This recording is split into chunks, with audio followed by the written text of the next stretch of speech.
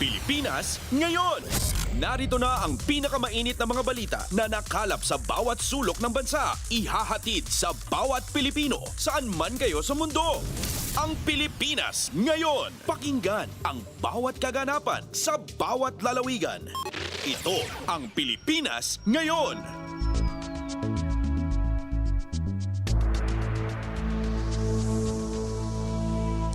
Magandang araw sa ating mga tagapakinig. Welcome po muli sa ating programang Ang Pilipinas Ngayon. Napapakinggan po ninyo saan mang bahagi ng mundo sa pamamagitan ng ating himpilang Radyo Pilipinas World Service ng Presidential Broadcast Service. Napapakinggan po tayo sa Radyo Pilipinas World Service audio streaming sa inyong mga PBS Evox receiver app at sa Radyo Pilipinas World Service official Facebook page at YouTube channel. Balik shortwave radio na rin po ang Radyo Pilipinas World Service. Napapakinggan po tayo sa ibayong dagat para sa ating mga kababayang overseas Filipino workers at seafarers sa mga sumusunod na shortwave frequencies. Ang English program tuwing 10 a.m. hanggang 11:30 a.m. mapapakinggan sa 12.020 MHz, 15.640 MHz at 17.665 MHz. Ang Filipino program naman po tuwing 1:30 a.m. hanggang 4:30 a.m. mapapakinggan sa 9.370 MHz, 9.925 MHz at 12.120 MHz. Sa pakikipagtulungan pa rin po ito syempre ng ating mother agency ang Presidential Broadcast Service sa United States Agency for Global Media o USAGM, mas kilala sa tawag na Voice of America.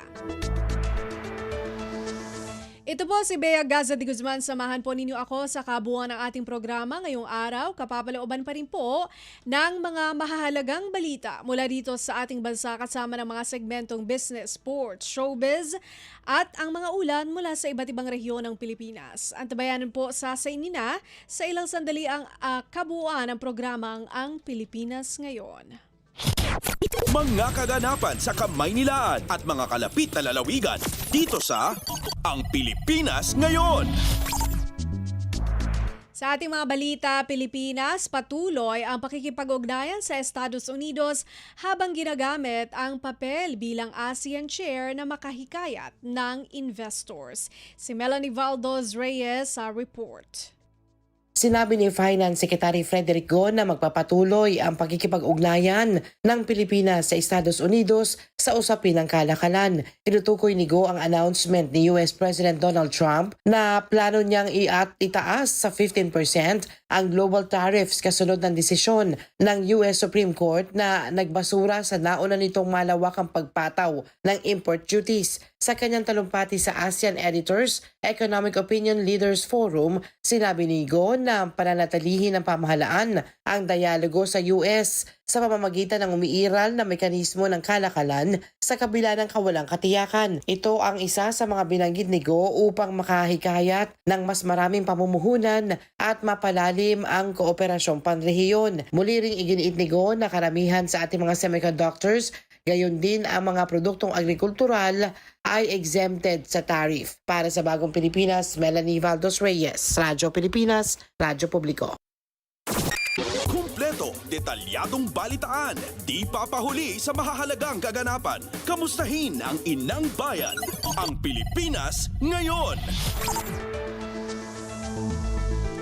Pagiging competent, pagbibigay prioridad sa ikabubuti ng mga Pilipino at tunay na pagmamahal sa bansa, ilan lamang sa mga katangiang dapat taglayin ng susunod na presidente ng Pilipinas ayon kay Pangulong Ferdinand R. Marcos Jr. Ang ulat mula kay Raquel Bayan.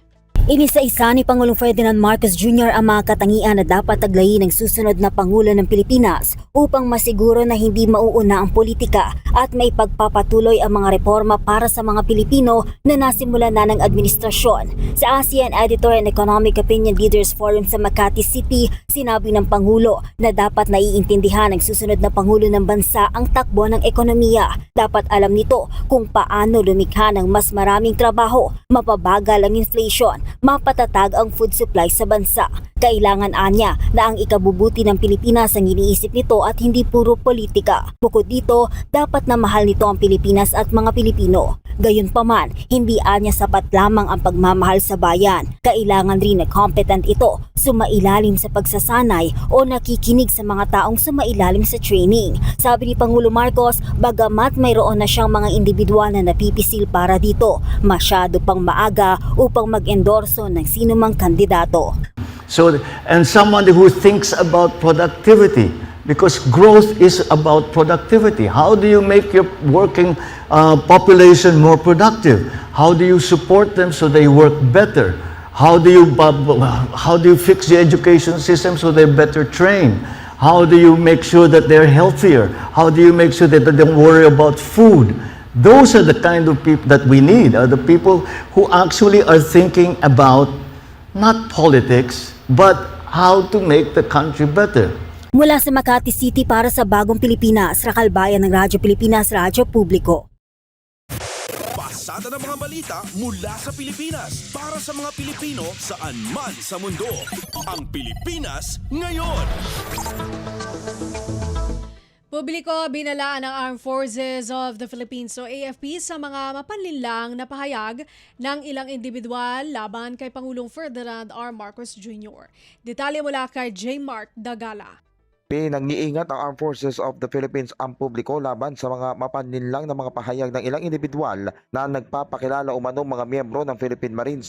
Ito ay makarang iharap sila ng isang abogado sa pulong balitaan na inilabas sa isang lehitimong himpilan para akusaan at siraan si Pangulong Ferdinand R. Marcos Jr. Ayon kay Philippine Navy spokesperson Captain Marisa Martinez na dalawa sa mga humarap sa naturang pulong balitaan na hindi kailanman naging miyembro ng Philippine Navy o ng Philippine Marine Corps, habang ang iba ay tinanggal sa serbisyo at ang iba ay maayos naman nakapagretiro sa serbisyo. Dahil dito hinikayat ng AFP ang publiko na maging mapanuri sa kanilang mga napapanood at ng makaiinam na sumangguni muna sa mga lehitimong source para verifikahin ang mga impormasyon. Para sa Bagong Pilipinas, si Mark Dagala, Radyo Pilipinas, Radyo Publiko. Kumpleto, detalyadong balitaan, di papahuli sa mahahalagang kaganapan. Kamustahin ang inang bayan, ang Pilipinas ngayon. Pinisinta ng prosecution ng International Criminal Court o ICC ang kill list ni dating Pangulong Rodrigo Duterte sa ikalawang araw ng pagdinig sa kaniyang kaso. Ayon sa ICC, ang tinatawag na kill list na listahan ng mga pangalang nilabas bilang mga drug personality sa ilalim ng administrasyong Duterte ay nauwi sa pagkitil sa buhay ng mga narco-politicians at crime suspects, maging ang mga bata at mahihirap na mamamayan.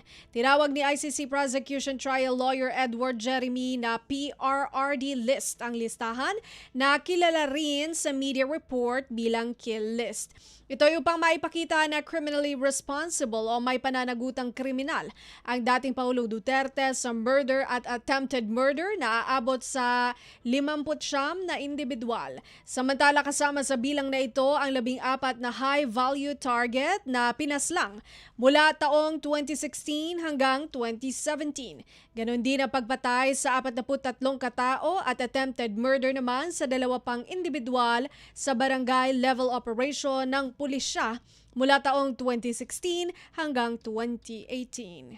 Many of the high-value target victims of Camp 2 incidents were included in charts and lists that Mr. Duterte showed during public, often televised appearances and speeches. And just as he did in Davao, as president, Mr. Duterte publicly named persons he alleged were involved in drugs, and many of those would end up as victims in his so-called war on drugs. Prosecution Trial Lawyer Edward Jeremy. Pasada ng mga balita mula sa Pilipinas para sa mga Pilipino saan man sa mundo. Ang Pilipinas ngayon.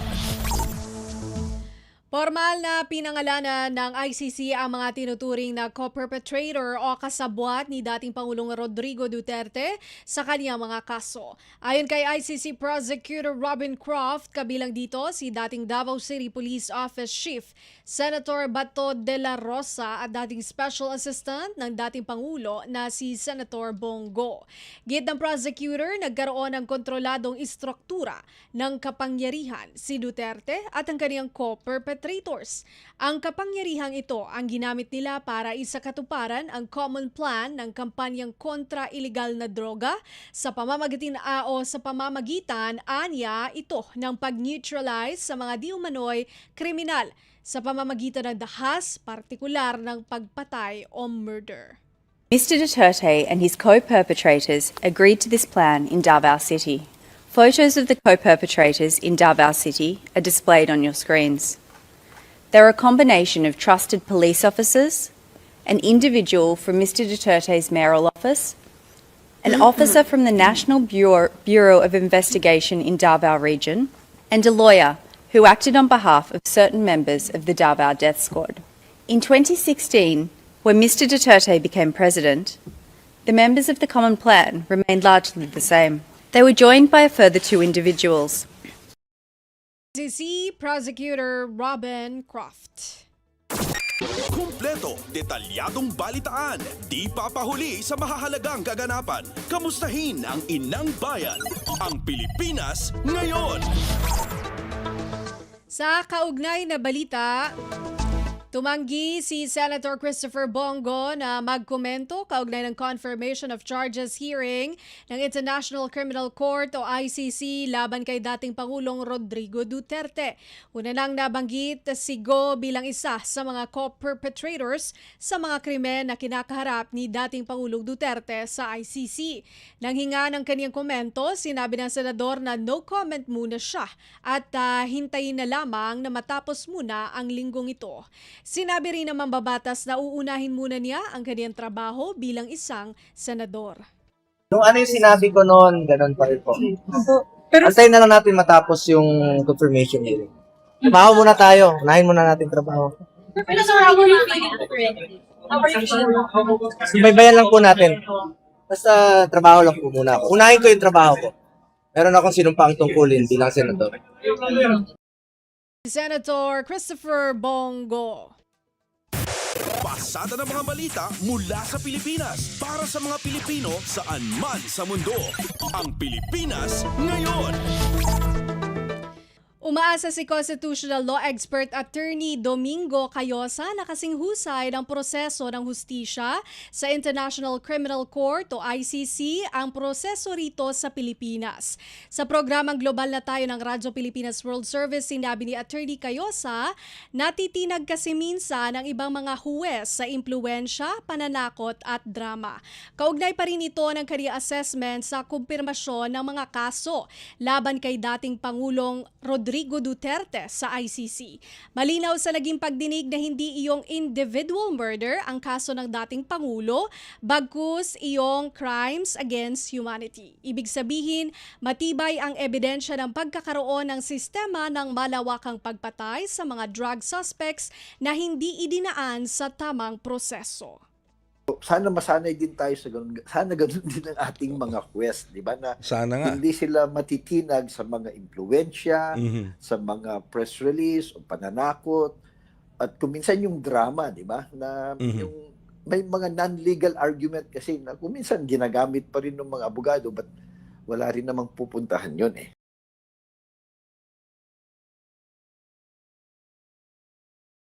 Constitutional Law Expert Attorney Domingo Cayosa.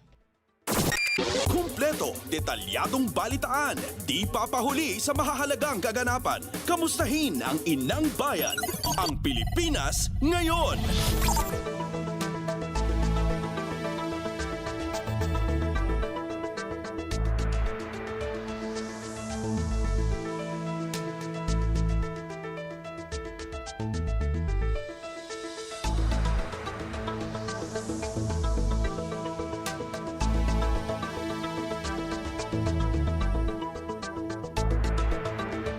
Resolusyong humihikayat na idaan sa mga lokal na hukuman ng bansa ang International Criminal Court o ICC warrants tinalakay sa plenaryo ng Senado.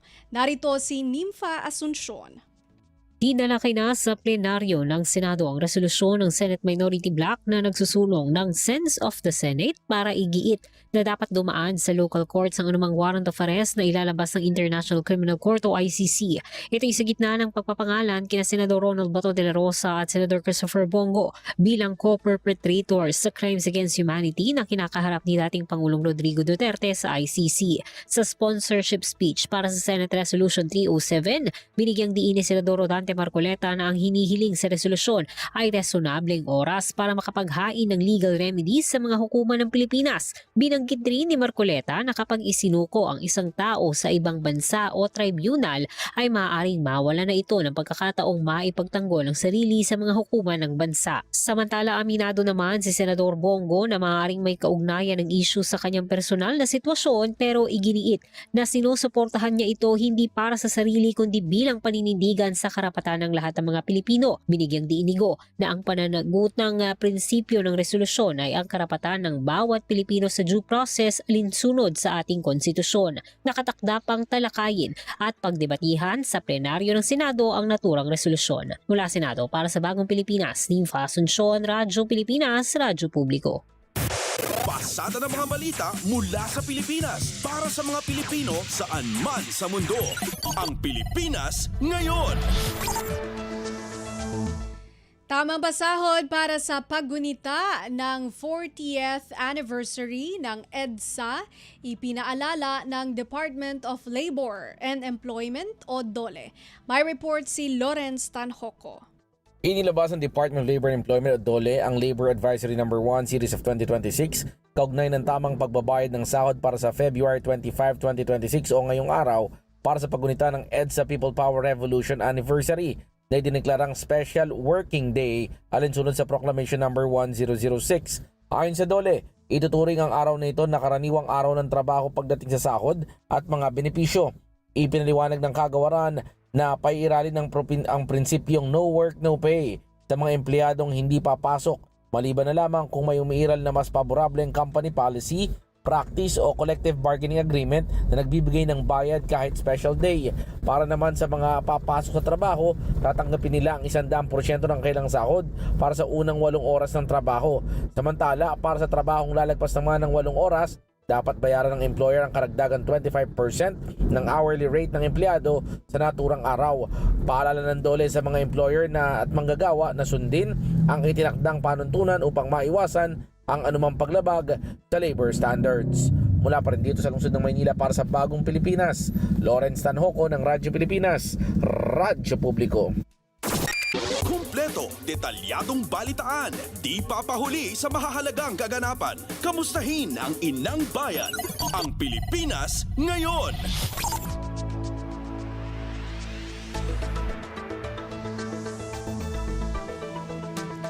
Sa iba pang pangunahing balita, pagkakaroon ng public-private partnership sa sektor ng edukasyon, malaki ang papel upang solusyonan ang learning gap at infrastructure gap sa education sector, ayon kay Department of Education o DepEd Secretary Sonny Angara. Mag-uulat si AJ Ignacio. Inamin ni Education Secretary Sonny Angara na malaki ang maitutulong ng pribadong sektor sa pagpapalakas ng infrastructure at learning gap sa Education Department. Sa ginanap na Association of Southeast Asian Nations o ASEAN Editors and Economic Opinion Leaders Forum, kanyang iginiit na malaking tulong ang public and private partnership dahil sa pagpapabilis ng mga approved na mga proyekto at mas mabilis matapos ito. Dagdag pa ni Angara na mababawasan ang bahid ng korupsyon kapag sumailalim ang ating pamahalaan sa PPP. Saad pa ni Angara na kapag maayos ang pamumuhunan sa ating bansa ay magiging maayos din ang pamumuhunan ng ating pamahalaan sa sektor ng edukasyon at mas maraming foreign investor ang nais mamuhunan sa ating bansa dahil ang edukasyon ang isa sa magandang paglaanan ng pamumuhunan sa Pilipinas. Mula pa rin dito sa southern part of Metro Manila para sa Bagong Pilipinas, AJ Ignacio, Radyo Pilipinas, Radyo Publiko. Pasada ng mga balita mula sa Pilipinas para sa mga Pilipino saan man sa mundo. Ang Pilipinas ngayon.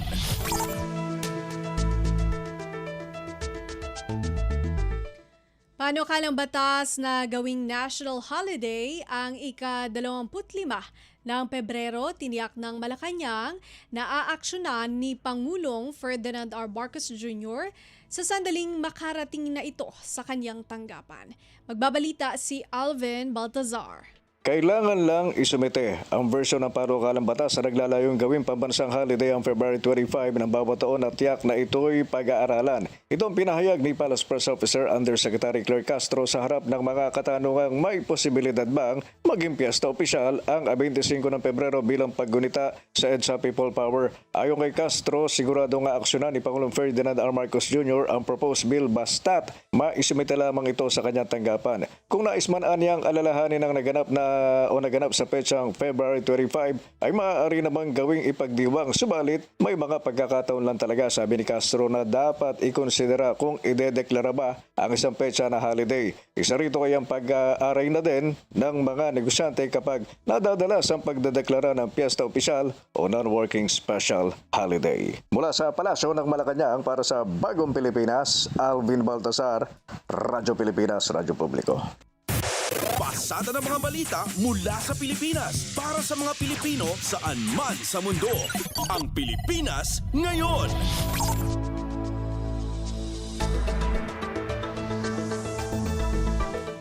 Panukala para sa paggamit ng medical cannabis lusot na sa komite sa Kamara. Balita mula kay Kathleen Forbes. Aprobado na sa joint hearing ng House Committee on Dangerous Drugs at House Committee on Health ang panukalang batas na magbibigay daan sa legal na paggamit ng medical cannabis sa bansa. Layo ng panukala na payagan ang limitadong paggamit ng marijuana para sa mga pasyenteng may malubha at kwalipikadong karamdaman sa ilalim ng mahigpit na regulasyon ng pamahalaan. Bubuo rin ang isang Medical Cannabis Advisory Council na magbabantay sa implementasyon nito upang matiyak ang kaligtasan ng publiko.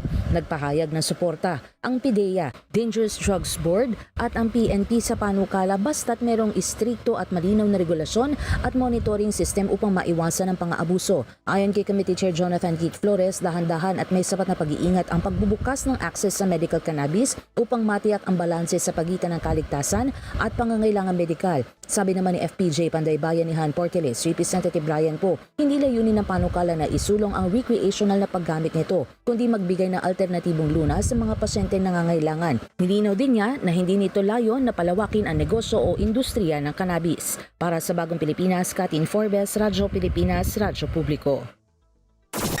Kumpleto, detalyadong balitaan, di papahuli sa mahahalagang kaganapan. Kamustahin ang inang bayan, ang Pilipinas ngayon. Panukala para sa unipormeng buwis sa vape, suportado ng Bureau of Internal Revenue o BIR, Bureau of Customs o BOC, at Department of Trade and Industry o DTI. Si Mary Ann Bastasa sa balita. Suportado ng Bureau of Internal Revenue, ng Bureau of Customs at ng Department of Trade and Industry ang isinusulong ngayong panukala sa Kamara para pag-isahin ang buwis pagdating sa vape products sa bansa. Sa pagdinig sa Kamara, inihayag ng 3 ahensya ang kanilang pakikiisa sa layunin ng mga panukalang batas na baguhin ang kasalukuyang tax system sa vape products. Naniniwala ang mga ito na makatutulong pagkakaroon ng isang simplified tax system para matugunan ang mga kasalukuyang loophole at mapadali ang pagpapatupad ng batas. Iginiit din ni Senior Deputy Speaker Ferdinand Hernandez, isa sa mga nagsusulong ng panukala na hindi napapanahon sa ngayon ang 2-tier vape tax system. Dahil dito naniniwala ang mga ahensya na mas magiging simple ang sistema, tataas ang compliance at mas magiging patas ang pagbubuwis kung isa na lamang ipatutupad na tax rate sa vape products. Mula sa Quezon City para sa Bagong Pilipinas, Mary Ann Bastasa, Radyo Pilipinas, Radyo Publiko. Pasada ng mga balita mula sa Pilipinas para sa mga Pilipino saan man sa mundo. Ang Pilipinas ngayon. Yan po ang ating nakalap ng mga national news. Antabayanan po ang regional news. Magbabalik po ang programang Ang Pilipinas Ngayon. Paalala muna mula sa himpilan.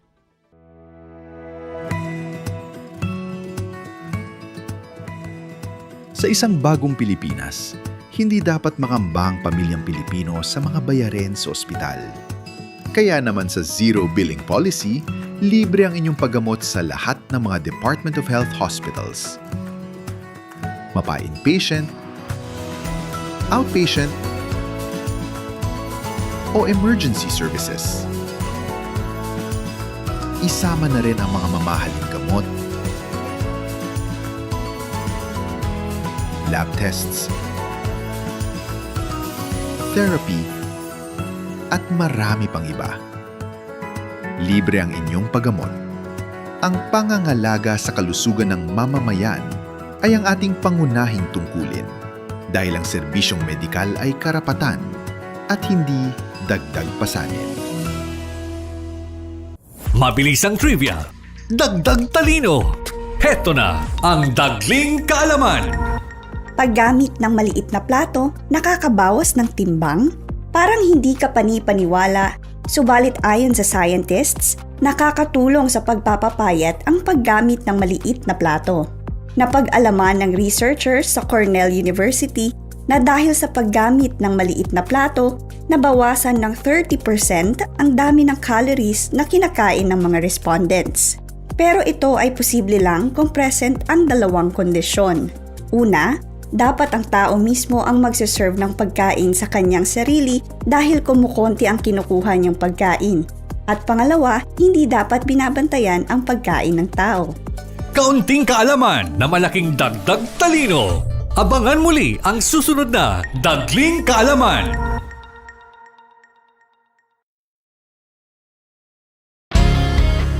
Paano nga ba mag-register para magkaroon ng schedule sa Bagong Pilipinas Presidential Action Center? Narito ang mga dapat gawin. Gamit ang iyong mobile device, pumunta sa eGov.ph app. Pwede itong i-download mula sa Apple App Store o sa Google Play Store. Gumawa ng account. Ilagay ang email address, valid mobile number, pagkatapos ay makakatanggap ka ng one-time code sa iyong email. Gamitin ang code sa eGov app para sa verification ng iyong account at ng mga impormasyong ibinigay. Congratulations! Meron ka ng eGov.ph app account. Pwede mo na ma-access ang iba't ibang serbisyo ng gobyerno kabilang ang mga serbisyo sa Bagong Pilipinas Presidential Action Center.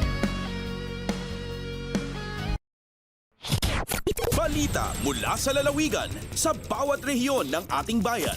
Dito sa Ang Pilipinas Ngayon.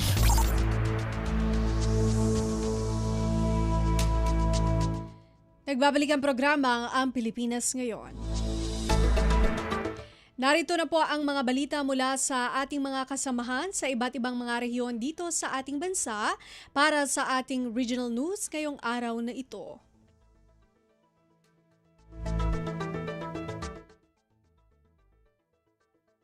Persons with Disability o PWD Desk formal na binuksan ng Local Government Unit o LGU para sa mas mabilis na serbisyo sa Dagupan City. Si Verna Beltran Adaban ng RP Dagupan sa balita.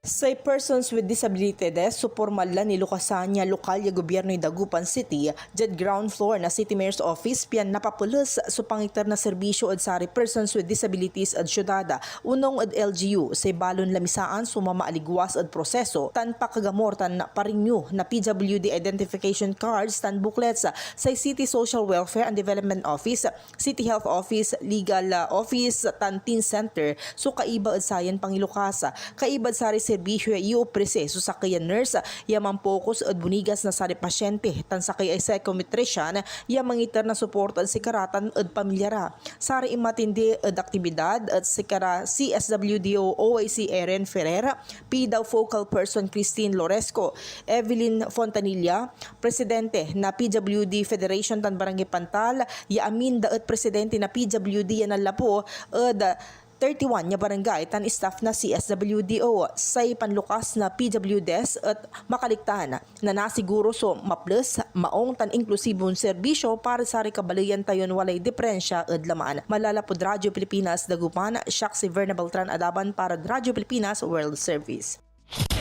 Balita mula sa lalawigan sa bawat rehiyon ng ating bayan. Dito sa Ang Pilipinas Ngayon.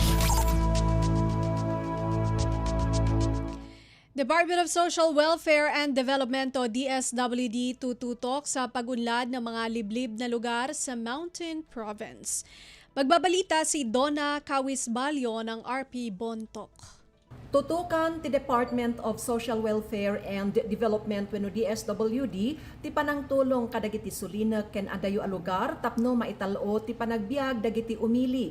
It-interview ti Radyo Pilipinas Bontoc ken ni DSWD Secretary Rex Gatchalian idi Biyernes inbagana ti kinapateg ti personal a panagbisita kadagiti lugar a narigat danunan tapno maamuan ti pudno a kasapulan ken dagiti prioridad a proyekto ti komunidad. Dinakamat na dagiti nabaligi a programa ti ahensya iti probinsya kas iti Footpath Sustainable Livelihood Program, Assistance to Individual in Crisis Situation ken kalahi CIDSS amang pabilag ken mang paduras iti komunidad. Sigon ken ni Gatchalian, babaan kadagitoy a programa matulungan dagiti benepisyaryo a maikan iti pagsapulan ken pagtrabahuan nang runa kadagiti lugar a potensyal iti turismo kas iti barangay Maligkong Bontoc. In panamnaman na pay ti agtultuloy a suporta ti ahensya kadagiti proyekto amang pasayaat iti kasasaad dagiti umili. Narpos na Bontoc DZRA sa ang Donna Kawisbalyo para iti Radyo Pilipinas World Service.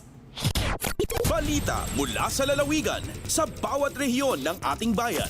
Dito sa Ang Pilipinas Ngayon.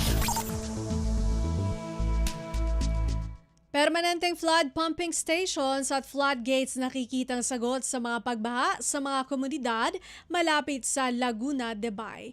Ang detalye mula kay Tom Alvarez ng RP Lucena. Nakikitang sagot ng pamalanunsod ng Binyan, Laguna ang pagkakaroon ng permanenteng flood pumping stations at floodgates sa mga pagbaha na nararanasan sa mga komunidad malapit sa Laguna de Bay tuwing may bagyo at malalakas na pag-ulan. Ayon sa pabalitang pamalanunsod, nakapag-secure na sila ng 150 million pesos na pondo para ang makeshift pump na lungsod ay maging permanente na. Plano ng pamalanunsod na magkaroon ng mas malaki, bago at konkretong pumping stations bukod sa pag-upgrade ng drainage systems para ma-isolate ang mga vulnerable barangays sa Laguna de Bay. Lalagyan din nila ng floodgates, shore protection at flood control para maihiwalay ang lungsod sa nasabing lawa. Anila hindi ito magiging permanenteng solusyon sa mga pagbaha, kundi isang immediate solution. Mula sa lungsod na Lucena, Tom Alvarez para sa Radyo Pilipinas World Service. Balita mula sa lalawigan sa bawat rehiyon ng ating bayan. Dito sa Ang Pilipinas Ngayon.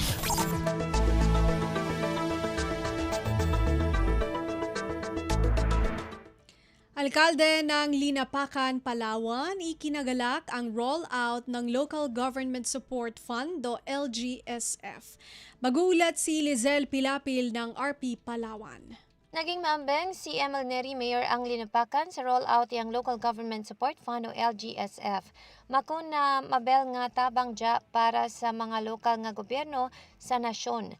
Labi pa rin ang mga munisipyo nga tulad di ang Linapacan nga isarang 4th class municipality ig mabibilang nga geographically isolated. Igpapabitang na nga isaradya sa pinakamatinlong pamaagi ang Administrasyong Marcos kung sa din mapakinabangan digi ang kataman. Nagasarigta na nga mapakinabangan digi anang mga kasimanwa tingid tanan nga aspeto yang gobyerno matatabangan idya. Pareho rin lamang sa kalusugan, edukasyon, ig iba pang mga kaministeran. Nagasarigta na kang maski sa pagpapabaskig yang turismo, mabaelda ang matatabang idya. Alindigi sa Radyo Pilipinas Palawan, Jack Silizal Pilapil para sa Radyo Pilipinas World Service. Balita mula sa lalawigan sa bawat rehiyon ng ating bayan. Dito sa Ang Pilipinas Ngayon. Hanay ng kapulisan sa Surigao del Sur nakatanggap ng mga bago at modernong kagamitan mula sa Police Regional Office o PRO 13. Mag-uulat si Raymond Aplaya ng RP Tandag. Opisyal nga gitunol sa Police Regional Office 13 o PRO 13 ang ubaybay nga mga Information and Communications Technology o ICT equipment ngadto sa Surigao del Sur Police Provincial Office o sa mga sakop niini nga police station o police unit sa tibok probinsya. Kini nga inisyatiba ang kabahin sa implementasyon sa Strategic Program Trust sa PNP nga naghatag og prioridad sa digital transformation o modernisasyon sa hanay sa kapulisan. Ang gipangtunol nga mga kagamitan naglangkob sa 19 ka scanjet scanners o printers aron masiguro nga ang matag municipal o police station kumpleto o gamit alang sa paspas nga digital record keeping. O napulo ka mga biometric finger scanners o webcams nga dunay tripods alang ato sa napulo sab ka mga police stations. Gipangunahan ni PRO 13 Regional Director Police Brigadier General Marshal Mariano Maestrado IV ang pagpangapod sa maong mga bagong kahimanan. Iyang gihatagan og importansya nga kini gidisenyo aron matubag ang digital gap ug mapalambo ang kandam sa operasyon sa mga frontline units sa probinsya. Subay niini gidawat ni Provincial Director Police Colonel Jeffrey Lawrence Mauricio ang mga ekipo. Iyang gipayag nga kini nga suporta dako gikatabang sa pagpagaan sa trabaho sa mga field officers aron mas matutukan nila ang serbisyo nga nakasentro sa komunidad. Gikan sa Radyo Pilipinas Tandag, kini sa Raymond Aplaya alang sa Radyo Pilipinas World Service. Balita mula sa lalawigan sa bawat rehiyon ng ating bayan. Dito sa Ang Pilipinas Ngayon.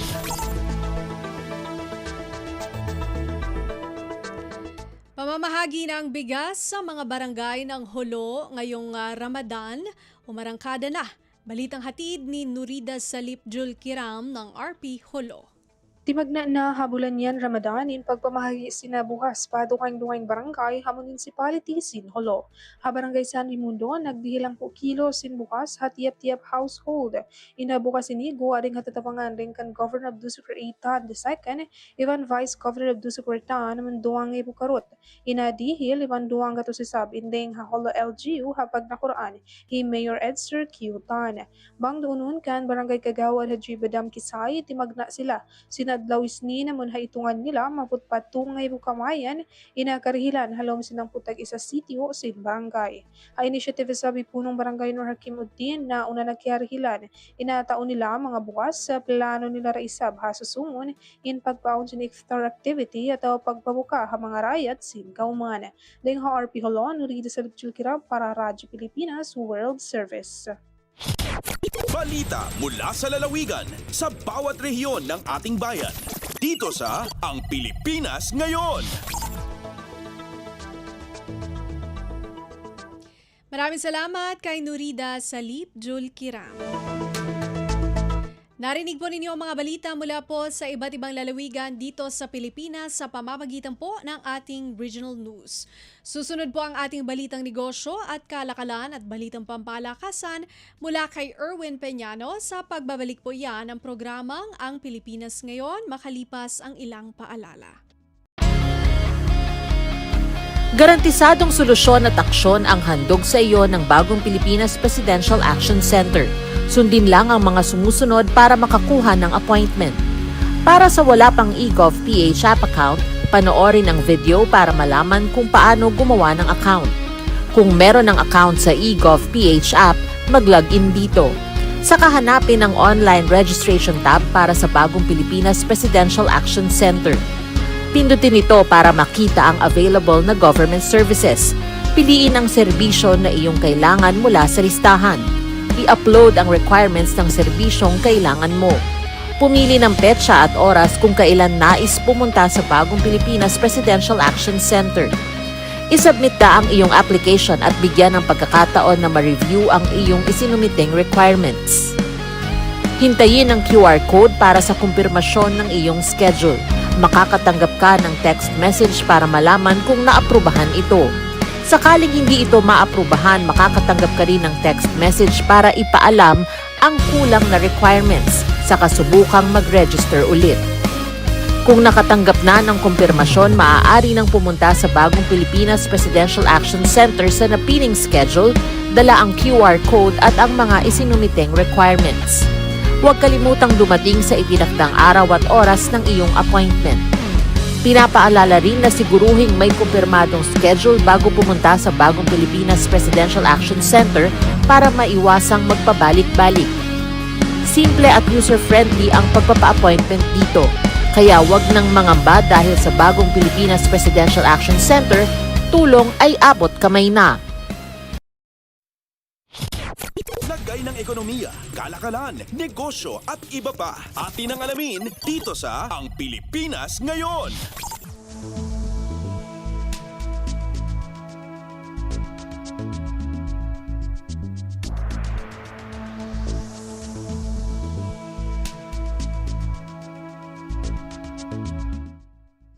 Magandang araw, narito na ang mga naungunang balita sa larangan ng pagninegosyo at kalakalan. Nananatili pa rin sa kasalukuyang tariff rate ang ipinatutupad ng Estados Unidos pagdating sa mga produktong galing sa Pilipinas. Ito ang ibinahagi ni Trade Secretary Cristina Roque matapos ang ilang developments sa trade policy ng US. Ayon kay Roque, nananatili pa rin sa 19% ang pataw na taripa ng Amerika sa Philippine exports habang nagpapatuloy pa rin ang negosasyon hinggil dito. Tumanggi namang magbigay ng prediksyon ng kalihim patungkol sa tariff rate sa hinaharap lalo't wala pang napagkakasunduan ang dalawang panig. Natanong sa kalihim ang paksa matapos na magpasya ang Korte Suprema sa Amerika na lumampas sa kanyang otoridad si US President Donald Trump buwat sa pagpapataw nito ng mas mataas na taripa sa exported goods ng dose-dose ng mga bansa kabilang ang Pilipinas. Ilang oras matapos ang ruling, agad nag-anunsyo ng 10% global tariff si President Trump na kinalaunan ay itinaas pa ito sa 15%. Matatanda ang Agosto ng nakaraang taon nang patawan ng Amerika ng 19% na taripa ang Pilipinas habang exempted naman dito ang ilang Philippine agricultural goods. Sa ngayon ay patuloy pa rin ang negosasyong pangkalakalan ng Pinas at US kung saan kabilang dito ang posibleng kasunduan para sa isang free trade agreement. Lagay ng ekonomiya, kalakalan, negosyo at iba pa. Atin ang alamin dito sa Ang Pilipinas Ngayon.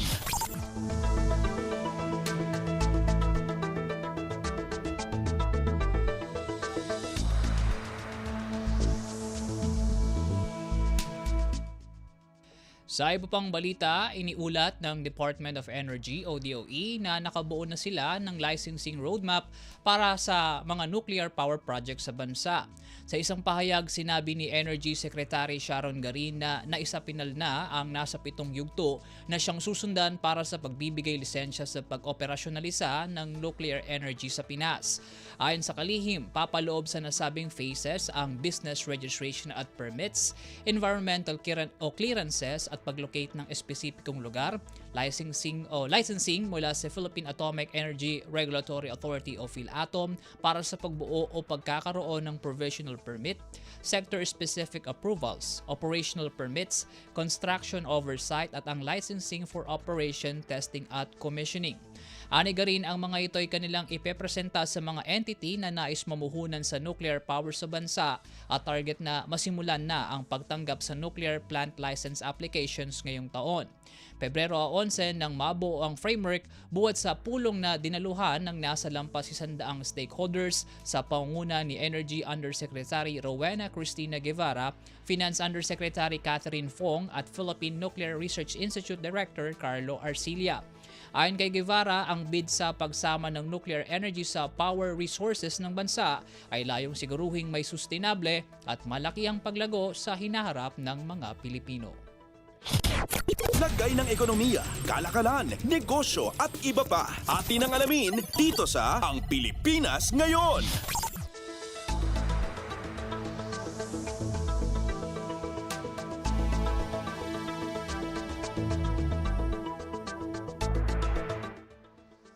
Pinagmumultahan ng Securities and Exchange Commission o SEC ang MyLoan Lending Investors Incorporated matapos na mapag-alamang gumagawa ito ng mga mapang-abusong pamamaraan makapaningin lamang ng kanilang mga pautang. Nagugat ang hakbang mula sa sumbong ng isang nangutang na pinahiya at binantaang ipagkakalat umano sa kanyang emergency contacts at employers ang hindi pa nababayarang utang. Salig sa Memorandum Circular No. 18 ng SEC, pinagbabawalan ang mga lender o nagpapautang na gumamit ng mga pagbabanta sa paniningil maging ang pagkontak sa mga taong labas sa transaksyon pwera na lamang sa guarantors o co-makers. Ayon sa SEC, napatunayan ng kanilang Financing and Lending Companies Department na lumabag sa Memorandum Circular No. 18 ang MyLoan. Dahil dito, pinagmumulta ng SEC ang kumpanya ng 50,000 pesos, kaakibat ang pagpapaalala sa mga umiiral na alituntunin hinggil sa tamang paniningil ng utang. Binigyang diin din ng komisyon na bagaman katanggap-tanggap ang pinalakas na hakbang para sa paniningil ng utang, hindi naman ibig sabihin nito na kailangang umabuso at mauwi sa panghaharas o pananakot. Binalaan din nito ang MyLoan ng posibleng suspensyon o pagbawi ng Certificate of Authority sakaling magpatuloy pa rin ito sa maling gawain sa paniningil. Samantala, ipinag-utos din ng Financing and Lending Companies Department sa borrower o nangutang na bayaran ang natitira nitong obligasyon sa loan agreement. Lagay ng ekonomiya, kalakalan, negosyo at iba pa. Atin ang alamin dito sa Ang Pilipinas Ngayon.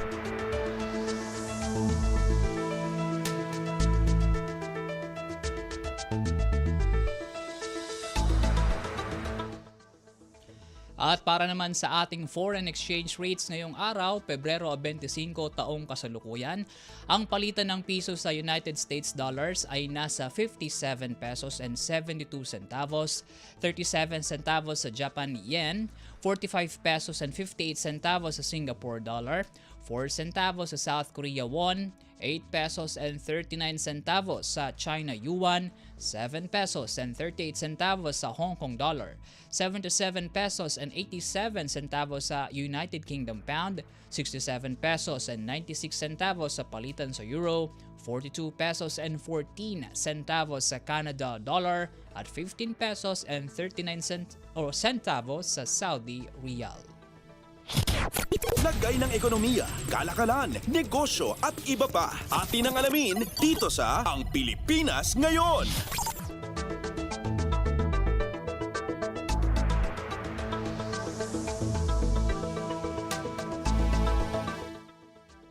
At yan po ang mga mainit na balita sa larangan ng pagninegosyo at kalakalan. Samantala, ang tabayanan ng sigwada ng mga maiinit na sports balita sa pagbabalik po ng Ang Pilipinas Ngayon, maya-maya makalipas lamang po ang ilang paalala. Ding dong! Uy, may safety tips for you. Pwedeng para sa lindol, pero pwede rin pang love life mo. Number 1, iwasan maglagay ng mga babasagin sa mataas na lugar para iwas ma-fall kapag may malakas na lindol. Number 2, make sure na alam ng lahat ang emergency exit para makalabas agad pag ayaw mo na. Kapag tapos na ang lindol. And number 3, speaking of exit, dapat may label. Mahirap kasi kapag walang label. Ang fire exit, fire extinguisher at iba pang emergency equipment. Simple tips para ligtas ang puso at sarili sa panahon ng sakuna. #panatag ang may alam. Maging panatag Pilipinas. Mabilis ang trivia, dagdag talino. Heto na ang Dagling Kaalaman. Alam mo ba, halos wala palang silbi ang ating earlobes o laylay ng tenga? Akala ng ilan, nakakatulong ito sa pagdinig dahil parang funnel ng tunog. Pero sabi ng mga siyentista, wala talaga itong mahalagang tungkulin sa pagdinig. Gayunman, puno ng nerve endings ang earlobes kaya sensitibo ito sa haplos at maaaring may papel sa social bonding o pakikitungo sa kapwa. At syempre, may malaking halaga ito sa kultura, mula sa ear piercing hanggang sa ear stretching at sa iba't ibang tradisyon.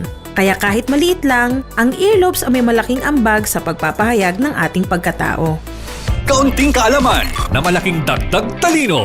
Abangan muli ang susunod na Dagling Kaalaman. Updates at pinakahuling mga usapin sa mundo ng palakasan. Atin ang pakinggan dito sa Ang Pilipinas Ngayon.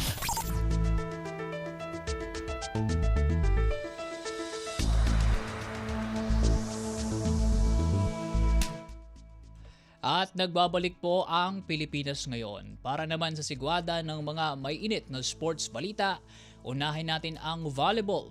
Tuluyan ng tinuldukan ng signal ang tatlong magkakasunod na panalo ng PLDT sa nagpapatuloy na Premier Volleyball League All-Filipino Conference. Sa kanilang salpukan nitong Martes, dinaig sa lakas ng Super Spikers ang bilis ng high-speed hitters dahilan para maistablisan nito ang 25-21, 25-29 at 25-23 na panalo. Sinubukan pang ma-revive ng PLDT ang apoy sa ikatlong frame ng match, ngunit tuluyan na itong inapula ng signal bago pa mapuwersa sa fourth set. Nanguna sa opensa ng signal si Erica Santos na kumana ng 17 points buhat sa 16 attacks, habang pumoste naman ng 12 kills sa 2 blocks bukod pa sa naipong 14 points si outside hitter Vanny Ganler. Sa panig naman ng PLDT, top scorer nito ang hitter na si Savvy Davidson na rumehistro ng 14 points habang 11 points ang naiambag ni Kiana D. Dahil sa panalo, kasalukuyan ng nasa solong liderato ang signal, bitbit ang 4 victories at 1 loss na kamakailan nitong nalasap kontra NX-led Chameleons. Ang unang talo naman ng PLDT matapos ang tatlong sunod na panalo ang siyang nagpapantay sa record nito kasama ang Creamline Cool Smashers. Updates at pinakahuling mga usapin sa mundo ng palakasan. Atin ang pakinggan dito sa Ang Pilipinas Ngayon.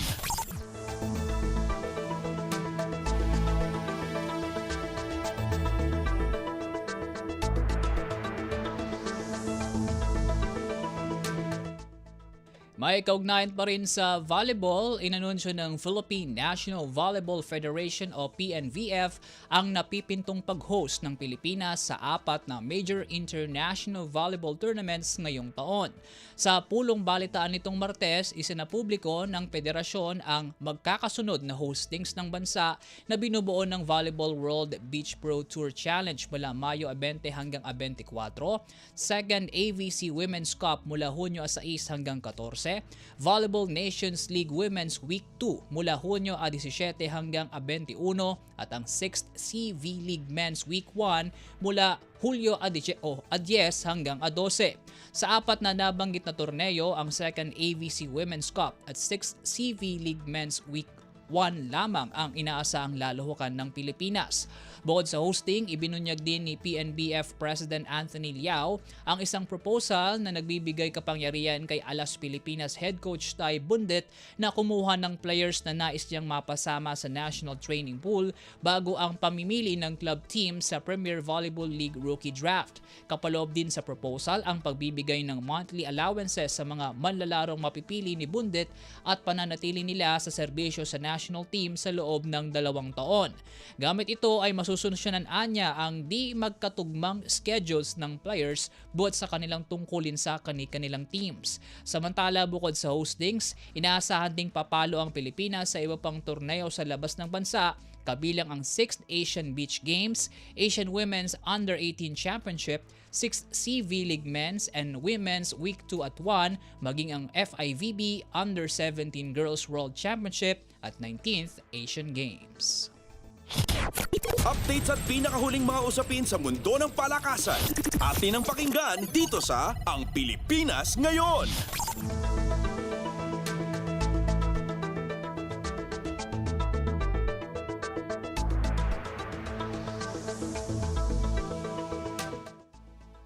Sa iba pang sports balita, isa na rin sa fans ni Filipina tennis star Alex Ayala ang Filipino boxing icon na si Manny Pacquiao.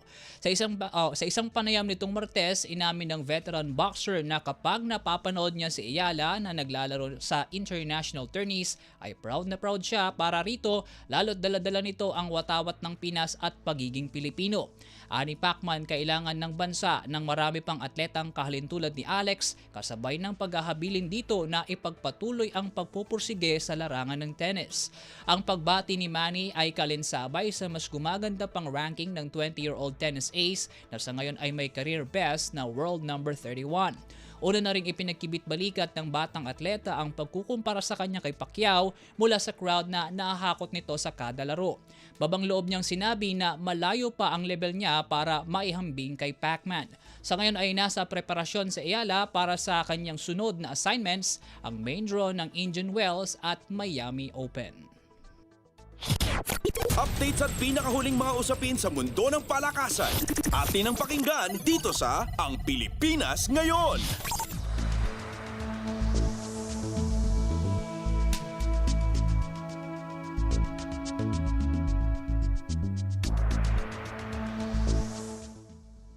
Kaugnay pa rin kay Pacman, formal na itinon-over ni Manny Pacquiao sa pamahalaan ang ilan niyang memorable items sa kasagsagan ng kanyang karera bilang isang boksingero. Sa isang seremonya sa Pasig City nitong Martes, personal na iniabot ni Manny ang ilan niyang gamit kay Pangulong Ferdinand R. Marcos Jr. Ilan sa mga nasabing koleksyon ay ang kanyang competition trunks na isinuot kontra Miguel Cotto at Antonio Margarito, maging ang WBC World Championship belt na nagsemento sa kanya sa pagiging nag-iisang boksingero sa kasaysayan na nanalo ng titulo sa 8 magkakahiwalay na weight divisions. Ang mga gamit na ito ay magiging bahagi na ng National Sports Museum ng Philippine Sports Commission. Sa mensahe ni Pangulong Marcos, pinapurihan nito ang veteran boxer na anya'y nakilala hindi lamang sa pagiging mahusay na kampyon, kundi sa pagiging matulungin na Pilipino. We can say that sa buong kasaysayan ng Pilipinas, there was never a time when we were more proud to be Filipino than when Manny was winning all those fights and saying, but hindi lang kasi napakagaling niya, never niya kinalimutan ang pagka-Pinoy niya. Hindi lang siya champion sa boxing. He is a champion of humanity. He is a champion as a Filipino. He is a champion as a man. And he is a champion in all our hearts, and he will always be our champion. He will always be our Filipino champion. Manny, maraming salamat sa iyo. Narinig niyo po ang bahagi ng mensahe ni Pangulong Ferdinand R. Marcos Jr. para kay boxing icon Manny Pacquiao. Updates at pinakahuling mga usapin sa mundo ng palakasan. Atin ang pakinggan dito sa Ang Pilipinas Ngayon.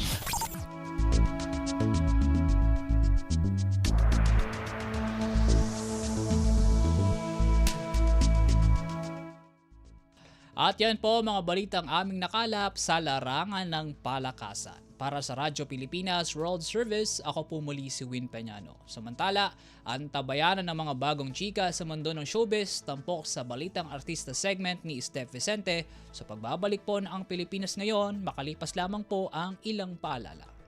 Mas pinadali na ang government transactions sa tulong ng eGovPH Super App. Pwedeng-pwede mo nang magawa ang lahat ng ito. I-download ang eGov app sa iyong smartphone o tablet mula sa App Store o Google Play Store. Pagkatapos, ilagay ang iyong mobile number at i-authenticate gamit ang one-time PIN o OTP para marehistro ang iyong account. Saka ilagay ang iyong mga pangunahing impormasyon at kumpletuhin ang facial recognition technology para sa verifikasyon ng iyong pagkakakilanlan. Para sa mas mabilis at mas maayos na serbisyong panggobyerno, gamitin na ang eGovPH Super App.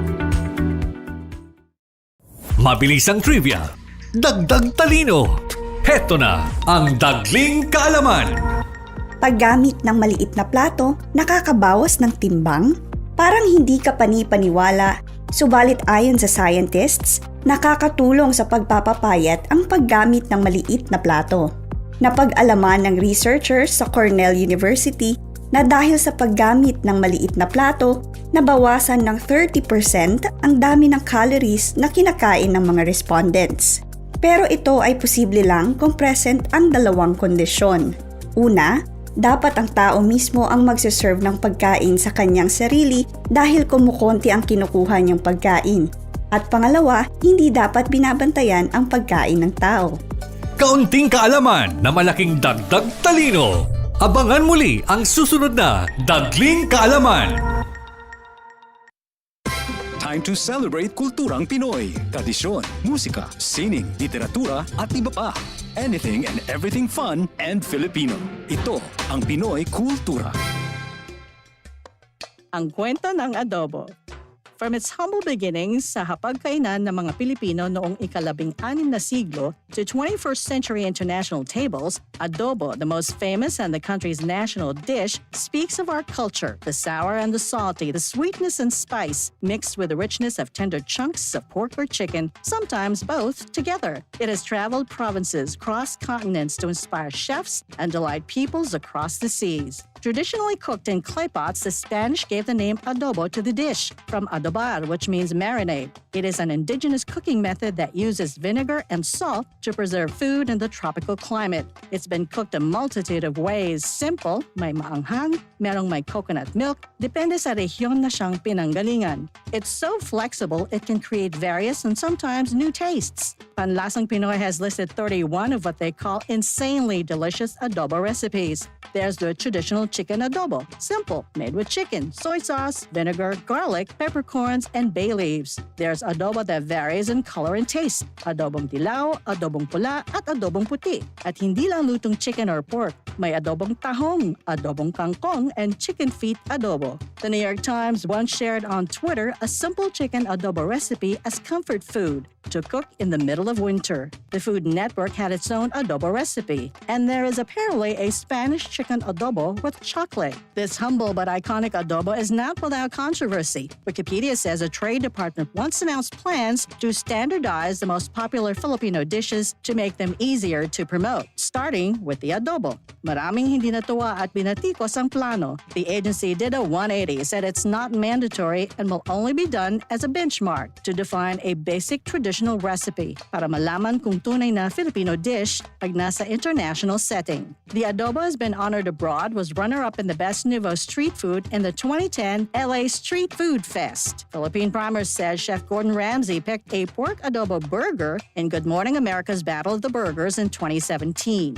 One can say the mix of flavors and spices of this iconic dish is a perfect foil for the Filipino character. It has certainly come a long way and has endured all this time. Simple or fusion elaborate version, the adobo remains to warm hearts and please palates. And bringing Tatak Pinoy to the world, just a bonus. Yan ang Pinoy kultura because our culture is cool. Stop and Spot. Paano tayo makasisigurong legit ang impormasyong nababasa natin sa social media? Spot the source. Hindi porke nag-viral, totoo. Kaya laging i-fact check ang impormasyong nakuha at tukuyin kung credible ba ang sources ng mga ito. Spot the purpose. Hindi lahat ng nakapost ay may mabuting hangarin. Ang iba ay may intensyong makapanira lamang. Kung sa inyong palagay ay hindi nakatutulong para sa mas nakararami ang impormasyon, huwag na itong i-share para hindi na magdulot pa ng gulo o pagkalito. Spot the ownership. Legit o edit? I-double check kung totoong nanggaling sa mga legit news providers ang impormasyon dahil baka edited lamang ito ng kung sino para magpakalat ng fake news. I-check muna ang kanilang mga official social media platforms para makasiguro. Spot the time. Updated ka nga ba? O baka outdated na yung balitang na-share mo? Siguraduhin na tingnan mabuti rin ang month, day at year ng impormasyong inyong binabasa upang hindi maging sharer ng mga lumang balita. Let's be part of the solution. We can be warriors against disinformation and misinformation. Maging mapanuri sa lahat ng oras. A message from Presidential Communications Office, Department of Education, Commission on Higher Education, DILG, DSWD, Presidential Broadcast Service at Radyo Pilipinas. Ang latest, ang hottest sa showbiz and entertainment. Heto na sa Ang Pilipinas Ngayon. Magandang araw! Nagbabalik na po ang ating programang Ang Pilipinas Ngayon at narito na po ang paboritong segmento ng mga chismoso at chismosa, ang segmentong Balitang Artista.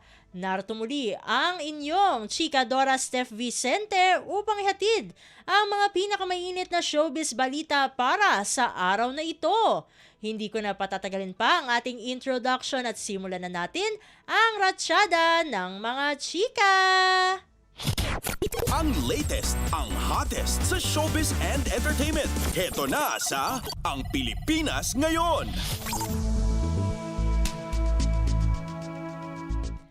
Naka-confine pa rin pala hanggang sa ngayon ang Mr. Pure Energy na si Gary Valenciano. Na hectic ang schedule ni Gary ayon sa post sa Facebook page ng wife/manager niyang si Angeli Pangilinan kaya ito na ospital. Quote and unquote, "My husband, the coolest 61-year-old patient. He thinks he's a superhero though. He did his 65th campus show at the Quezon City Science High School for his mental health campaign, face-to-face, standing for 4 hours, singing beautiful inspirational songs while sharing his testimony and giving a Q&A with the students. A life of medical challenges, a family divorce, a house that burned, and more, but victoriously running a race through faith, resilience, and discipline." Yan ang umpisa ng post ni Angeli. Ayon pa sa wife ni Gary V, quote and unquote, "The students asked for more so he did hataw na again without dancers this time. He did National University Laguna and Mapuad the week before. And the stories we heard about the struggles of students were really concerning. Our youth need prayer." At pagkatapos daw ng event, nagbike pa itong si Gary V sa Marikina ng 31 kilometers para bisitahin ang kapatid. Quote and unquote, "But meantime, after the event, he biked to Marikina to visit his sister Gina for 31 kilometers on his specialized e-bike on a steady, stress-free ride. Kaya ang ending, bumagsak daw sa ospital ang mister dahil sa tendinitis at cellulitis." Quote and unquote, "Well, he landed in the hospital with tendinitis and cellulitis. My husband Gary, oh Gary, from stress-free to stressful." Yan ang sabi pa ni Angeli. Kaya humingi siya ng dasal para sa paggaling ng asawa. Sabi pa nga niya, quote and unquote, "There are lessons in perseverance to be learned in every obstacle we face, but we remain grateful for a miraculous and productive life. Many have reached out praying for him and even sending fruit, food, and encouraging messages. Thank you. I wouldn't know what to do without all of you. My team is sick so I was a lone caregiver last night, tiring. A grateful shout out to his 8 doctors and their medical teams. You know who you are. Much love from the V's. God bless you all. Love you." Yan ang saad pa niya. Ang latest, ang hottest sa showbiz and entertainment. Heto na sa Ang Pilipinas Ngayon. Sa iba pa nating mga chika, madalas nang nag-ehersisyo ang kapuso couple na sina Dingdong Dantes at Marian Rivera na kasama ang mga anak na sina Zia at Sixto. Para sa kapuso Primetime King ay mahalagang nakikita silang mag-asawa na parehong aktibo upang tularan din ng dalawa nilang anak. Quote and unquote, "We try our best na gawin din yung mga bagay na yon, so kumbaga parang nagmo-modeling kami kung nakikita nila na yung mga magulang nila ay nag-exercise, di ba? Yung naglalakad kahit walking or running or even engaging in any type of sports, parang naturally ay gagawin din nila yon." Yan ang bungad ni Dingdong. Kahit abala sa kanya-kanyang mga trabaho ang mag-asawa, ay sinisikap pa rin umanong makapagpapawis para sa kanilang kalusugan. Quote and unquote, "You just have to commit to it." So katulad ng mga ibang ginagawa natin like trabaho, pagsimba, pagligo, di ba? Lahat, pag-toothbrush, ganun din yung pag-commit sa isang healthy lifestyle. Kung anumang oras mo gusto at anong oras mo pwede, ganun lang, mag-commit lang. Yung gawin mo lang parati, gawin mo lang araw-araw hanggat maaari. Yan ang giit pa ng kapuso actor. Bukod sa swimming ay nahihilig na rin itong si Zia sa iba't ibang uri ng sports. Sobrang proud naman ni Dingdong para sa panganay na anak. Quote and unquote, "I'm more than proud, like for our eldest, she's so much into swimming and many other sports. So kitang-kita ko talaga yung drive niya, yung hilig niya sa ginagawa niya. So nandun kami really to support her and para makamit niya yung mga ganong klaseng performance. Kailangan mapalakas at matibay parati yung katawan niya. That's why we always want to support her immunity and her overall wellness and health."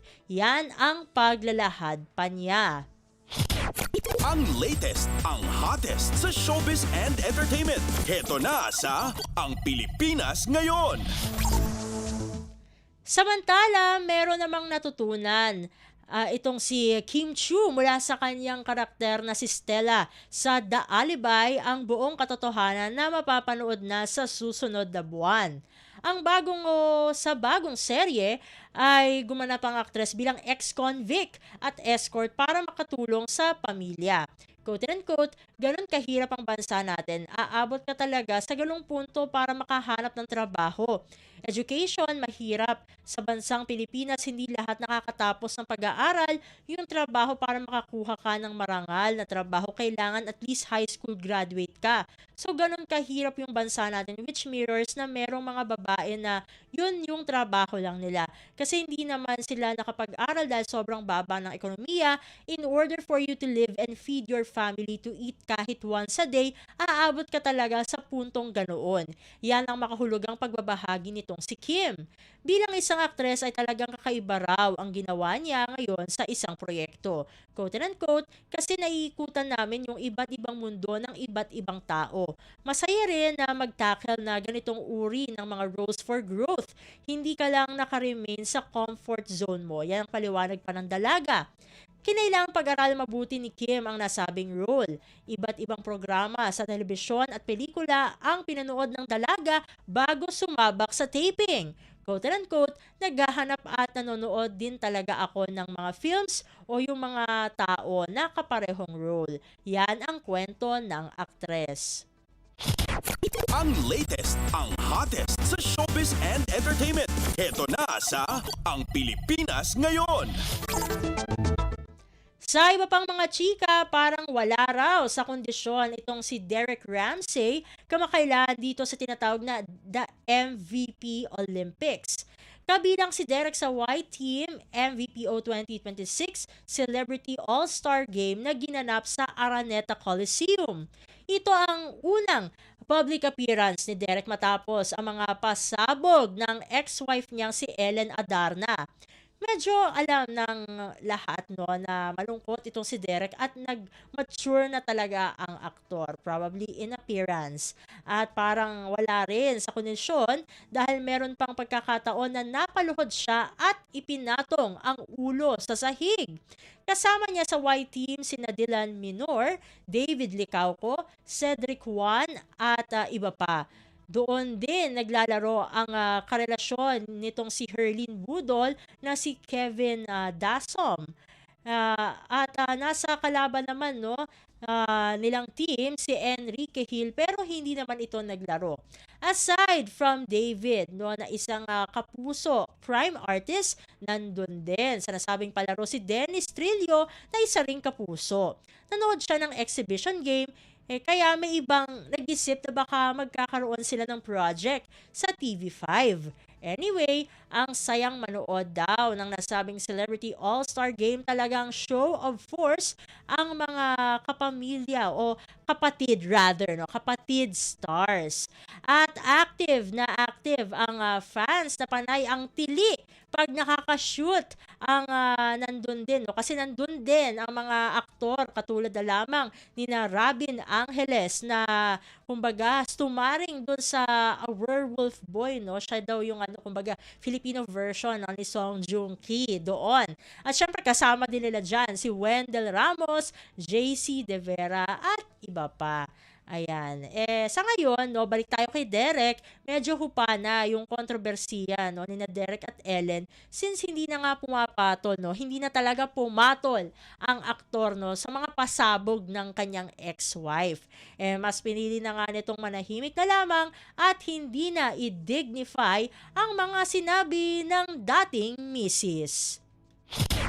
Ang latest, ang hottest sa showbiz and entertainment. Heto na sa Ang Pilipinas Ngayon.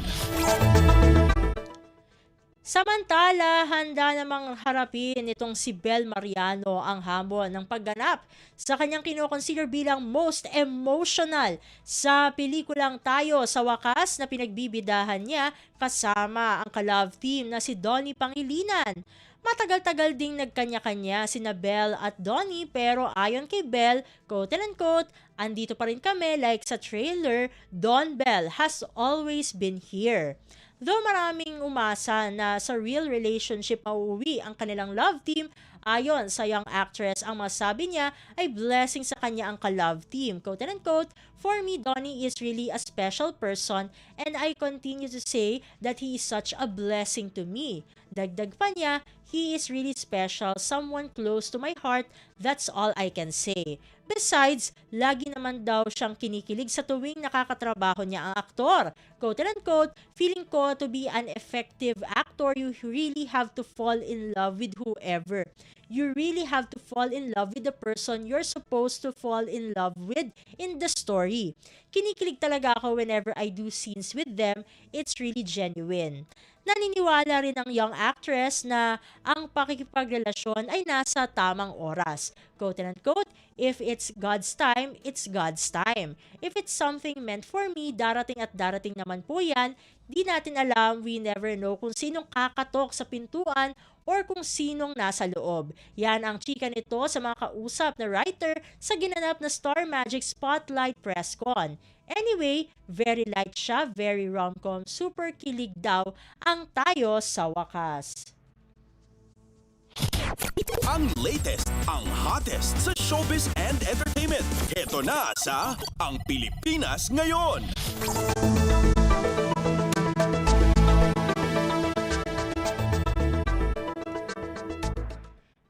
Naku, konti lamang ang oras natin para sa ating segmentong Balitang Artista. Maraming salamat mga kachismis para sa inyong pakikinig sa ating segmento. Ako muli ang inyong chikadora Steph Vicente para sa Radyo Pilipinas World Service.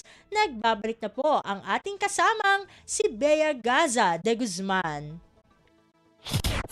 Ang latest, ang hottest sa showbiz and entertainment. Ito na sa Ang Pilipinas Ngayon.